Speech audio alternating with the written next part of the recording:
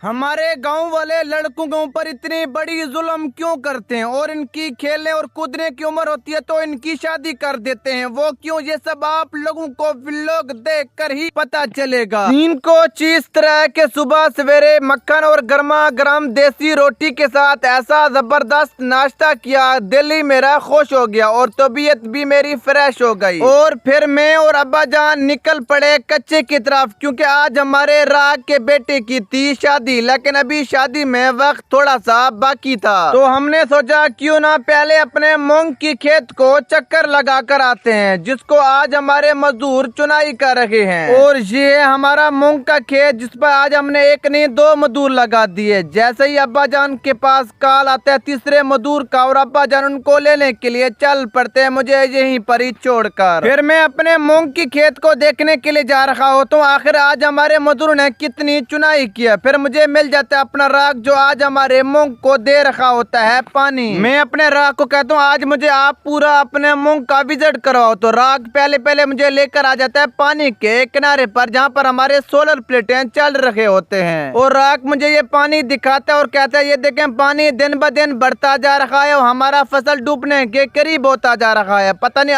आप लोग क्या कर रहे हो। इन 10 से 20 मजदूरों से कुछ भी नहीं होगा। आप लोगों को चाहिए 70 से 80 मजदूरें और लेकर आओ। मैं राग को कहता हूँ अब्बा जान लेने के लिए गए तो फिर राग हमारा खुश हो जाता है। एक तरफ मजदूर इसकी चुनाई कर रहे हैं और दूसरी तरफ इसको हम पानी दे रहे हैं, क्योंकि ये वाला फसल हमारा दिन ब दिन सूखता जा रहा होता है इसलिए। और ये देखें माशाल्लाह फसल भी कमाल की हुई है। बस आप लोग दुआ करें कि कल मजदूरें आ जाएं तो फिर भले भले हो जाएगा। अब्बा जान भी मजदूरों से होकर वापस आ ही जाते और अब्बा जान कहते हैं मजदूरों ने कहा आज नहीं कल इंशाल्लाह हम आकर आपकी मूंगी की चुनाई करना स्टार्ट कर देंगे। फिर राग से होकर फिर हम निकल पड़ते हैं शादी की तरफ, क्योंकि शादी का भी टाइम हो ही जाता है। और शादी वाला घर भी हमारे खेत के बिल्कुल ही करीब होता है। लेकिन रास्ते में चलता हुआ ट्यूबवेल नजर आया तो बस फिर क्या था, गाड़ी सीधी वही रोक दी। कच्चे के सड़कों का तो आप लोगों को पता है सारा दिन यहाँ पर मिट्टी उड़ता रहता है, जिसकी वजह से हमारे चेहरे का नक्शा ही तब्दील हो जाता है। फिर यहाँ से हम हाथ मुंह धोकर सीधा आ जाते हैं शादी पर। और यहाँ कोई शहाना हाल तो नहीं था, ना ही वीआईपी से सोफे थे, लेकिन एक छोटा सा घना दरख्त, इसके नीचे बिछी हुई चारपाइयां, बस वही हमारी निश्चितें थी। और इन चारपाइयों के ऊपर बैठकर हमने चावल खाए जो होते हैं कमाल के। और चावल खाने के बाद फिर जाकर आपका भाई छोटे दूल्हा से मिलता है जो आपके भाई से भी छोटा है। छोटे बच्चों की शादियां हो रही हैं, पता नहीं आपके भाई की कब होगी। और इस शादी से होकर फिर हम निकल पड़ते हैं अपने घर की तरफ। और आखिर में जाते जाते आप लोगों ने मुझे कमेंट में ये लाजमी बताना है आप लोगों के मुताबिक इस छोटे से दूल्हा की उम्र कितने साल होगी। जो भी सही बताएगा उसका कमेंट में पेन कर दूं।